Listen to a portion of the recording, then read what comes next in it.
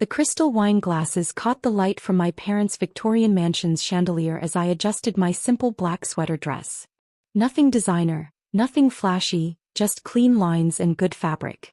The kind of understated elegance that my family had never learned to recognize, too busy chasing logos and brand names to understand real quality.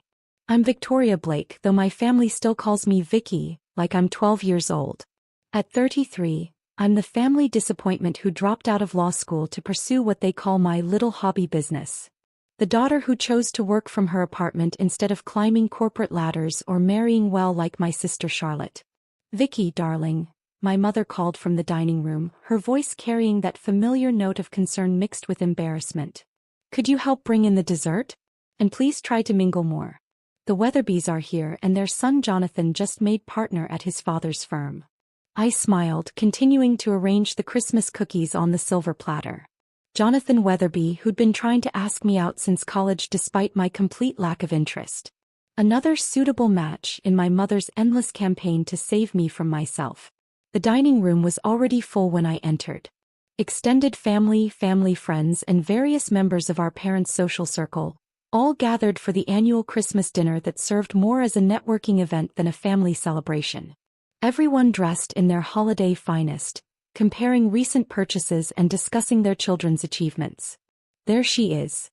My sister Charlotte waved me over to the main table, her diamond bracelet catching the light. At 35, she was everything my parents wanted in a daughter.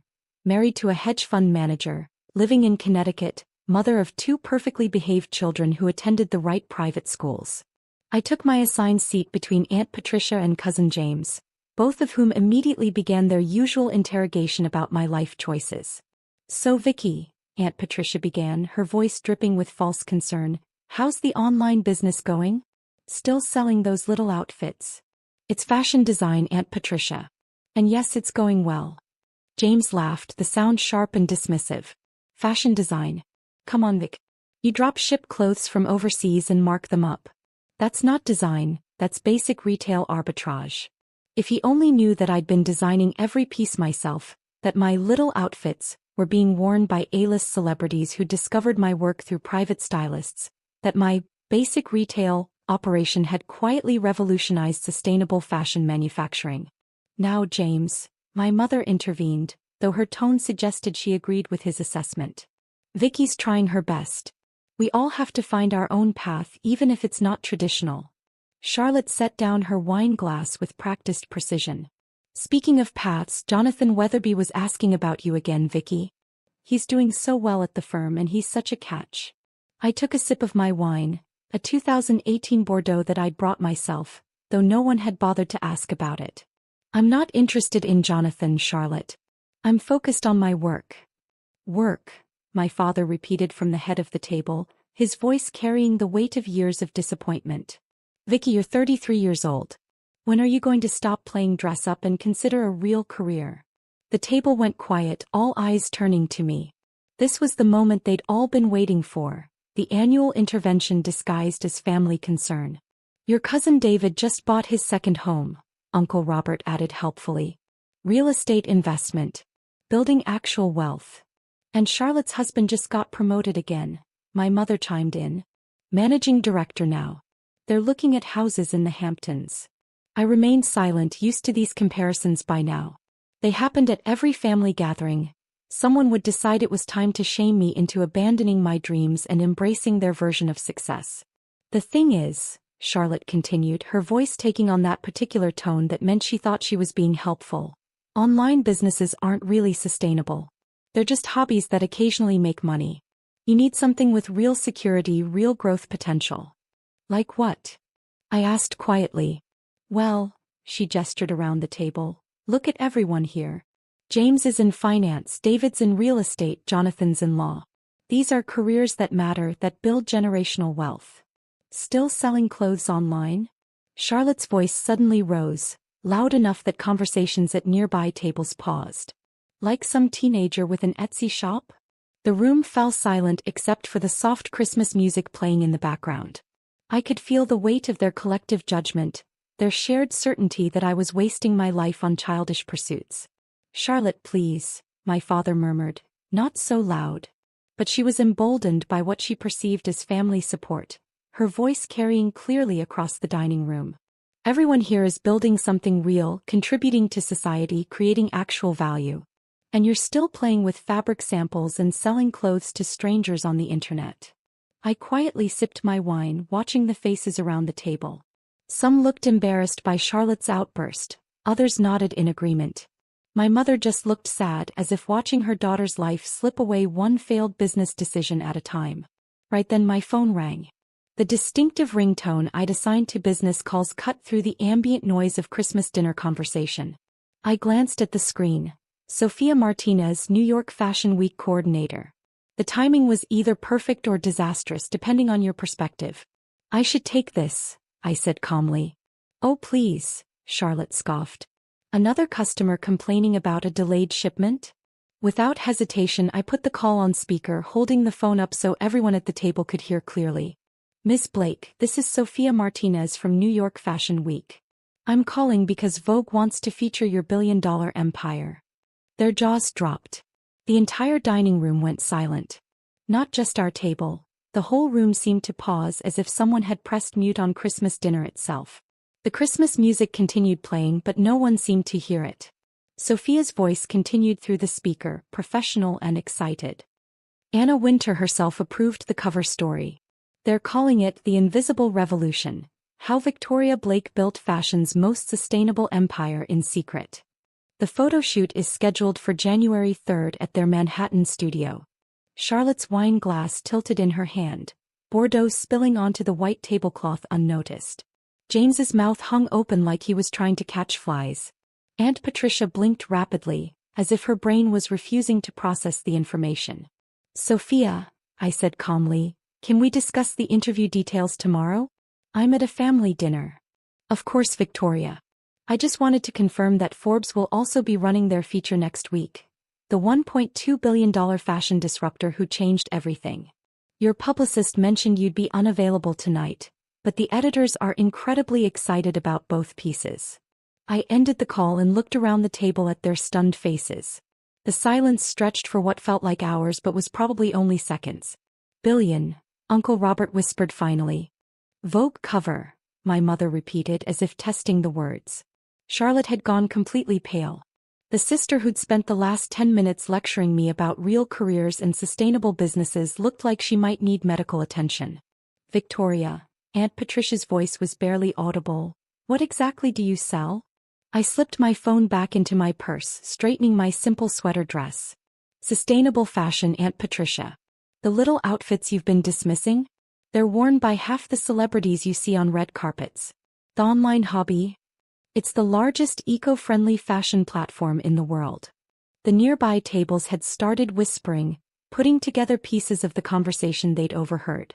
Social media was probably already buzzing with fragments of the call, speculation about the mysterious Vogue cover story that had just been announced at a Christmas dinner. But, James stammered, you work from home. You don't have an office. Actually, I have 12 manufacturing facilities across 4 countries, I corrected gently. And headquarters in Soho that I bought last year. The home office was just for privacy while I built everything. Charlotte finally found her voice. You've been lying to us. No, I said firmly. I've been working. The difference is, you never asked what I was actually building. You just assumed that because you didn't understand it, it couldn't be valuable. I stood up, smoothing my dress, which ironically, was one of my own designs, though none of them would have recognized it. The teenager with an Etsy shop has built the fastest-growing sustainable fashion company in history. We've eliminated 2.3 million pounds of textile waste this year alone. As I walked toward the living room, I could hear the explosion of whispered conversations behind me. Questions, denials, desperate attempts to understand how the family failure had secretly become more successful than all of them combined. Vicky, wait. My father's voice stopped me at the doorway. I turned back to face the table full of shocked relatives and family friends. Yes, Dad. How long? He asked quietly. How long have you been building a billion-dollar company? About 8 years. Since I dropped out of law school, actually. The rest of Christmas dinner passed in a blur of shocked stares and hurried conversations. Word had spread quickly through the party. The family disappointment wasn't just successful. She was the mysterious fashion mogul that industry publications had been trying to identify for months. Jonathan Weatherby found me near the Christmas tree, his confident demeanor replaced by something resembling awe. "Victoria, I had no idea. The things they were saying about your business." I smiled, sipping my wine. "Were pretty accurate, actually. I do sell clothes online. I just do it at a scale they never imagined." "I mean $1 billion, he said, shaking his head. "And Vogue wants to put you on their cover." "It's not about the money, Jonathan. It's about building something that matters. Fashion that doesn't destroy the planet, manufacturing that doesn't exploit workers, business practices that prove you can be profitable and ethical simultaneously." As the evening wound down, I found myself in my father's study, reviewing emails on my phone while he nursed a brandy and tried to process the evening's revelations. $1 billion, he said for the third time. 1.2 billion according to the latest valuation, I corrected, not looking up from my phone. "Though that's just the company value. The real impact is in the supply chain transformation we've achieved." "We never knew," he said quietly. "All these years we thought you were struggling." "I was struggling," I admitted. "Just not financially. Do you know how hard it is to revolutionize an entire industry while your own family thinks you're a failure?" He was quiet for a long moment. "We should have believed in you." "Maybe. But would you have? Or would you have tried to convince me to take a safer path, to get that law degree, to marry Jonathan and settle into the life you wanted for me?" The question hung in the air between us. We both knew the answer. "What happens now?" he asked finally. I looked up from my phone, meeting his eyes. "Now I go back to work. The Vogue piece will bring more attention than I've ever wanted, but it's good for the company. More visibility means more impact. And us? Your family?" I considered the question carefully. "That depends. Are you ready to see me for who I am instead of who you thought I should be?" 2 weeks later, I sat in Vogue's Manhattan photography studio, surrounded by racks of my designs while Annie Leibovitz adjusted lighting for the cover shoot. The irony wasn't lost on me. I was still working with clothes, still focused on fabric and design, just as I had been when they dismissed it as a hobby. "The sustainable angle is perfect," Anna Winter said, reviewing the preliminary shots on her assistant's tablet. "Fashion needs more leaders like you, people who prove that ethics and profitability aren't mutually exclusive." My phone buzzed with a text from Charlotte. "Saw the Forbes early release online. Mom's crying happy tears. Dad's showing the article to everyone at the country club. I'm sorry, Vicky. Really sorry." I smiled, tucking the phone away as the photographer called for the next setup. The apology felt genuine, born from understanding rather than social pressure. "Ready for the next look?" Annie asked.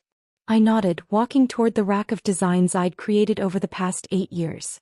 Each piece told a story, not just of fashion but of innovation, sustainability, and the quiet persistence required to build something meaningful while everyone around you saw only failure. The cover story would hit newsstands next week, officially ending my anonymity but amplifying my platform. The hobby business my family had mocked was about to become the face of fashion's sustainable future. As I changed into the next outfit, a jacket made from recycled ocean plastic that had taken 2 years to perfect, I thought about that girl who dropped out of law school to chase an impossible dream. She'd been building this moment one stitch at a time, one sustainable innovation at a time, one small victory at a time. The camera flashes began, capturing images that would soon appear on magazine covers worldwide. But the real picture was bigger than any photograph could show. It was the story of an industry transformed, an economy reimagined, and a family finally learning to see success in forms they'd never expected. That evening, I returned to my Soho headquarters, the 12-story building that my family had never known existed. The design studios were empty now, but the walls were covered with sketches, fabric samples, and prototypes that represented the future of sustainable fashion.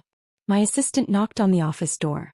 "The Times wants to schedule a follow-up interview about the Vogue piece. And your mother called, she wants to tour the facilities next week." I looked up from the sustainability reports I was reviewing, surprised by that last request.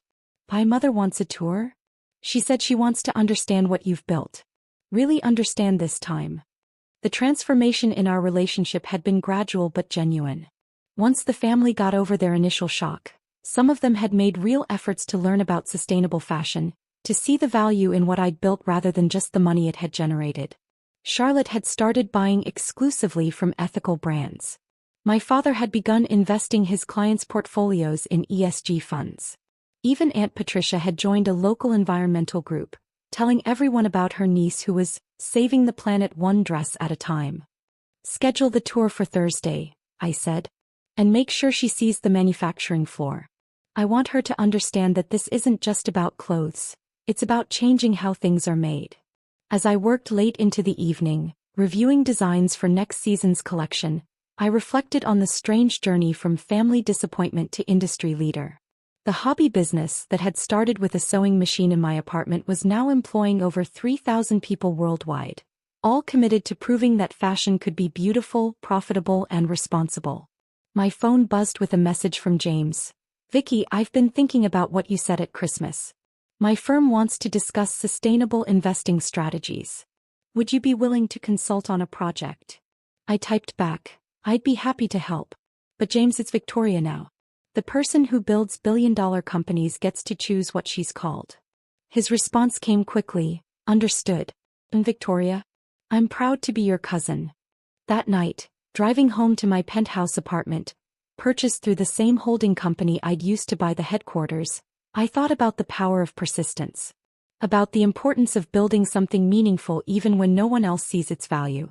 The sustainable fashion platform that had started as mysterious online sales was now reshaping an entire industry, proving that consumers wanted beautiful clothes that didn't harm the planet.